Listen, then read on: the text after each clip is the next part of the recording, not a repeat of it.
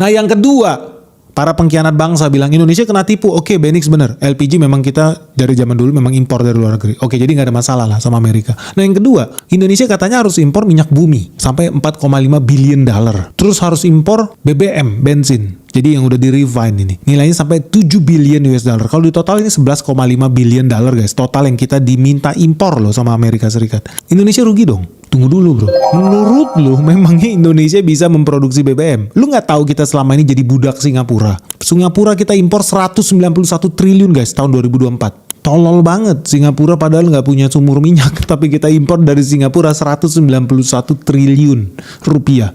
Kita impor dari Malaysia. Indonesia jadi budak Malaysia guys. Kita impor BBM dari Malaysia. Makanya lu jangan ngata-ngatain Malaysia lu. Dia yang bikin lu bisa pergi ke sekolah. Lu bisa ngantor hari ini. Karena ada Malaysia. Kasian insan lu. Dia ekspor BBM buat lu. Memang lu kena tipu aja lu masih Malaysia. Dia dapat berapa? 75 triliun dari Indonesia. Bukan cuma itu. Arab Saudi. Kita juga impor dari Arab Saudi BBM. 34 triliun. Belum lagi negara-negara yang lain. Korea Selatan lah. Uni Emirat Arab lah. Taiwan lah. Nilainya berapa kalau di total? Lebih dari 20 triliun. Kalau di total guys.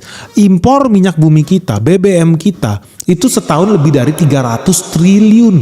Dan kita terpaksa jadi budak Singapura. Makanya lu kalau ngomong Indonesia. Mafia BBM Indonesia. Kantornya di mana? Di Singapura sama di Malaysia. Indonesia habis dikibulin. Bodoh. 300 triliun. Kita kasih ke Singapura, ke Malaysia. Buat bodoh-bodohin kita. Lu rela. Nah sekarang Amerika Serikat minta kita lu nggak usah lagi dong impor dari Singapura.